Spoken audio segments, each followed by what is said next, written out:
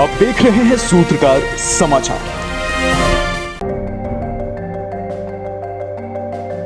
कांग्रेस के राष्ट्रीय अध्यक्ष मल्लिकार्जुन खड़गे ने कहा कि यह चुनाव देश के लिहाज से बहुत महत्वपूर्ण है। अब की बार भी यदि भाजपा की जीत होती है तो अगले 10 सालों तक चुनाव ही नहीं होंगे।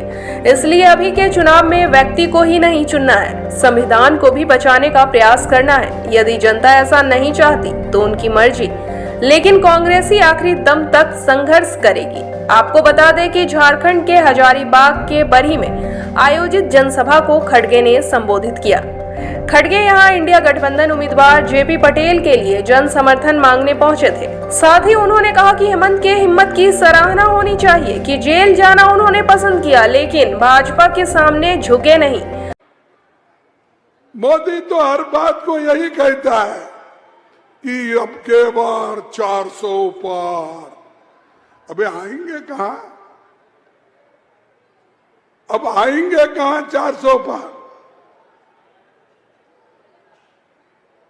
तो आपको पूरे साउथ में वोट नहीं मिल रहे, या आजू बाजू के राज्यों में नहीं मिल रहा, झारखंड में नहीं मिल रहा, यूपी में भी आपके वोट कम हो रहे हैं, बिहार में कम हो रहे हैं, पंजाब में कम हो रहे हैं, राजस्थान में कम हो रहे हैं, छत्तीसगढ़ में कम हो रहे हैं, मध्य प्रदेश में कम हो रहे हैं, महाराष्ट्र में कम हो रहे हैं, कर्नाटक में कम हो रहे हैं, तेलंगाना में कम हो रहे हैं, हर जगह कम हो रहे हैं।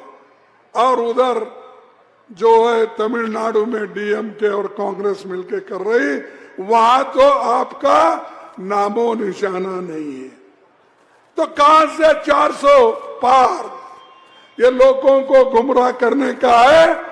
इस बार मोदी जी, बीजेपी हार रही है, ये आप समझिए।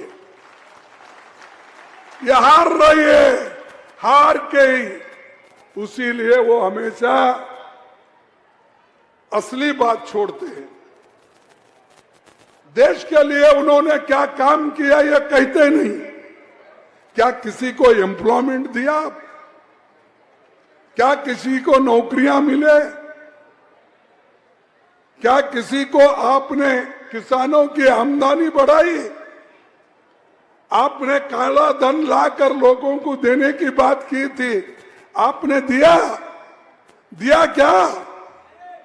नहीं दिया। तो ये मोदी है, नहीं देना यही मोदी जी की देन है। और सबको कहते हैं मैं मोदी हूं, मैं 56 इंच का छाती है। भाई तुम्हारी 56 इंच की छाती लेके हम क्या करेंगे? हमको पेट को खाना दो, हाथ को काम दो, और हर नौजवान को नौकरी दो, ये हम चाहते हैं। लेकिन ये कर रहे नहीं, ये करना भी नहीं चाहते। लेकिन गठबंधन की सरकार आएगी, हम जरूर ये सारी चीजें, एक तो संविधान की हिफाजत भी करेंगे, और ये जो आरक्षण को खत्म करने वाले लोग हैं, आरएसएस और बीजेपी, इनको भी हम मिटा देंगे।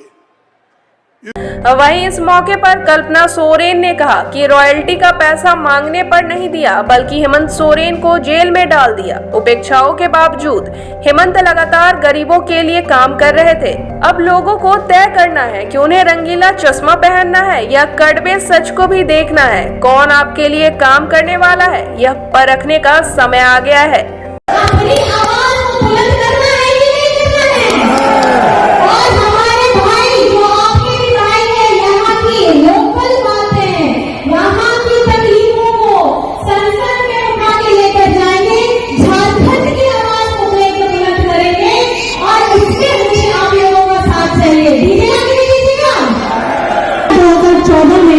बैठाया गया और आप ही के द्वारा 2019 में भी आप लोगों ने उनको मौका दिया, लेकिन अब आप लोगों को जाना